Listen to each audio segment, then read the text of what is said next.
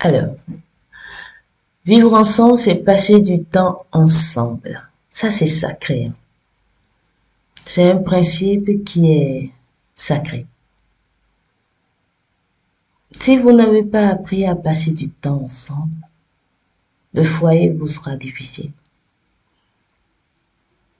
Oui, parce que vous allez vous réveiller ensemble, vous allez dormir ensemble. D'accord? Et pour ceux qui font des activités ensemble, vous risquez de vous voir du matin jusqu'au soir. Quand je dis qu'ils font des activités, c'est peut-être qu'ils font le business ensemble. Vous devez apprendre à passer du temps ensemble. Vous ne pouvez rien bâtir, rien construire si vous ne passez pas du temps ensemble.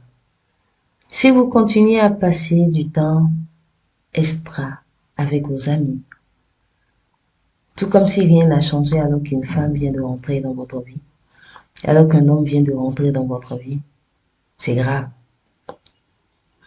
Si vous aviez l'habitude de passer, je dis 10 heures de temps avec vos amis, vous allez réduire à 5 heures, après à 2 heures. Parce que ces 8 heures extra vont vous permettre d'aller bâtir cette relation. Ça vous permettre de voir cette fille, de voir comment elle se comporte, quand elle s'énerve, quand elle est stressée, comment elle réagit. Parce que vous allez faire, you will deal with it, vous allez faire avec son caractère. On apprend à se connaître en vivant ensemble, en passant du temps ensemble. Alors vous voyez, vous allez au restaurant ensemble, vous voyez son comportement. Comment elle parle aux gens. Est-ce que plutôt elle est hautaine ou bien elle est humble, ou bien elle est sympathique. Comment elle se comporte avec les enfants. Comment elle voit le monde. Comment elle réfléchit. De temps en temps, vous devrez aller saluer vos parents pour voir qu'elles pensent de vos parents. Allez saluer ses propres parents pour avoir une opinion d'eux aussi. Et aussi pour marquer votre territoire. Des fois, les gens sont ensemble et ils sont les seuls à savoir qu'ils sont ensemble. Aucun parent n'est au courant. C'est fragile cette relation. Elle est très fragile. Vous devez apprendre à passer du temps ensemble.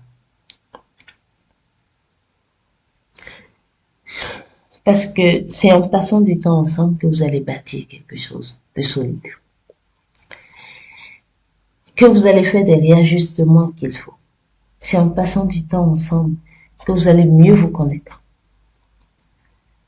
C'est en passant du temps ensemble que vous allez découvrir les qualités de l'autre.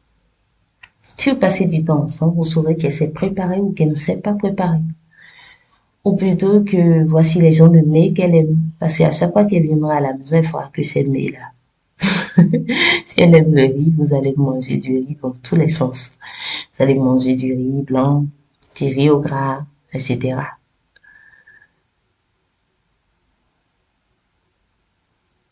Si l'objectif c'est de vivre ensemble, de se marier, apprenez à passer du temps ensemble. On ne peut pas connaître quelqu'un sans passer du temps avec cette personne. Et là, maintenant, je vais vous parler du téléphone. Aucune relation ne se fait au téléphone. Et aucune bonne relation ne peut se faire à distance. Vous devez descendre sur terre. Très important. Parce qu'à distance, personne n'a envie de se chamailler avec son prochain. On a juste envie de profiter du moment présent. Mais quand on se voit en réel, dans la réalité, il y a forcément des choses qui vont se passer. Et ça va révéler le caractère de l'autre. Si l'autre est plutôt impulsif, si l'autre est plutôt lunatique, si l'autre est instable, si l'autre a des craintes et des peurs qu'il faut gérer.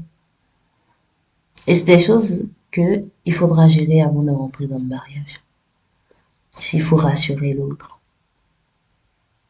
vous devez passer du temps ensemble. Et ne vous précipitez pas. Moi, je vais vous donner un conseil extra.